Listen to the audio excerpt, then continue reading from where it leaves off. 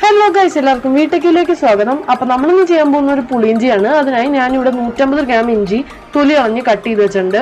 ഇനി നമുക്ക് ഒരു പുളിയുടെ കഷ്ണം 2 നെല്ലിക്ക വലിപ്പത്തിൽ എടുത്ത് നമുക്ക് അതിനകത്തേക്ക് 2 കപ്പ് വെള്ളം ഒഴിച്ച് നമുക്ക് മാറ്റി വെക്കാം. ഇനി നമുക്കൊരു കടായിൽ കുറച്ച് എണ്ണ ഒഴിച്ചിട്ട് നമ്മൾ നേരത്തെ കട്ട് ചെയ്തു വെച്ച ഇഞ്ചി നമുക്ക് ആഡ് ചെയ്ത് കൊടുക്കാം. ഞാൻ ഇവിടെ 2 ഭാഗമായിട്ടാണ് ചേർത്ത് കൊടുക്കുന്നത്. ഒറ്റയടിക്ക് ചേർത്താലും മതി. ഇനി നമുക്ക് നന്നായിട്ട് തന്നെ ഇളക്കി കൊടുത്ത് നല്ല ക്രിസ്പി ആക്കി എടുക്കാം. തീ ഏകദേശം ഒരു മീഡിയം ഫ്ലെയിമിൽ വെച്ചാൽ മതി. ഇനി നമുക്ക് വീഡിയോയിൽ കാണുന്ന പോലെ തന്നെ ഇതുപോലെ ക്രിസ്പി ആക്കിയിട്ട് നമുക്കൊരു മിക്സിയുടെ ജാറിലിട്ട് നമുക്ക് ഈ ഇഞ്ചി ഒന്ന് പൊടിച്ചെടുക്കാം.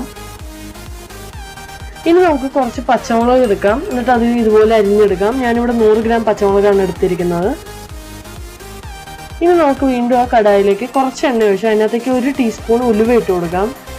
അതൊന്ന് പൊട്ടി വരുമ്പോഴേക്കും നമുക്ക് അതിനകത്തേക്ക് ഒരു 2 കറിവേപ്പില ഇട്ട് കൊടുക്കാം.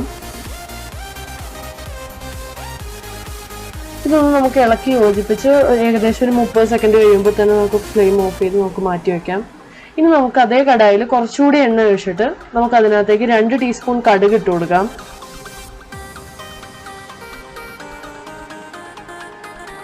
ഇനി നമുക്ക് ആ കടുക് പൊട്ടി വരുമ്പോഴേക്കും ഒരു 6 ഉണക്കമുളക് എടുത്ത് നമുക്ക് ഇതുപോലെ പകുതിയായിട്ട് മുറിച്ച് നമുക്ക് അതിനകത്തേക്ക് ഇട്ട് കൊടുക്കാം.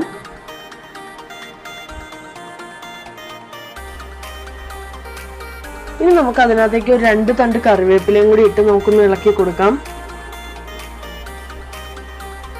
ഇനി നമുക്ക് നേരത്തെ അരിഞ്ഞു വെച്ച പച്ചമുളക് മുഴുവനായിട്ട് നമുക്ക് ഇതിനകത്തേക്ക് ഇട്ട് കൊടുക്കാം. എന്നിട്ട് നമുക്ക് ഇതെല്ലാം കൂടി ഒന്ന് ഇളക്കി യോജിപ്പിച്ചെടുക്കാം. ഇനി നമുക്ക് വീഡിയോയിൽ കാണുന്ന പോലെ തന്നെ എല്ലാം ഒന്ന് വാടി വരുമ്പോഴേക്കും നമുക്ക് നേരത്തെ പൊടിച്ചു വെച്ച നമ്മുടെ ഇഞ്ചി ഇതിനകത്തേക്ക് ഇട്ട് കൊടുക്കാം. എന്നിട്ട് നമുക്കിതെല്ലാം കൂടി ഒന്നും കൂടി ഇളക്കി യോജിപ്പിച്ചെടുക്കാം.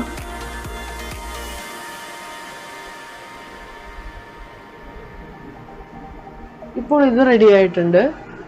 ഇനി നമുക്കൊരു മൺചട്ടി എടുക്കാം, അല്ലെങ്കിൽ പാൻ ആയാലും മതി. അതിനകത്തേക്ക് നമ്മൾ നേരത്തെ എടുത്ത് വെച്ച പുളിവെള്ളം ആഡ് ചെയ്ത് കൊടുക്കാം. 2 കപ്പ് കൂടി എക്സ്ട്രാ വെള്ളം ആഡ് ചെയ്തിട്ടുണ്ട്. ഇനി 1/2 ടീസ്പൂൺ മഞ്ഞൾപ്പൊടി, 1 ടേബിൾ സ്പൂൺ മുളക് പൊടിയും കൂടി ചേർത്ത് നമുക്കിത് നന്നായി ഇളക്കി യോജിപ്പിച്ചെടുക്കാം.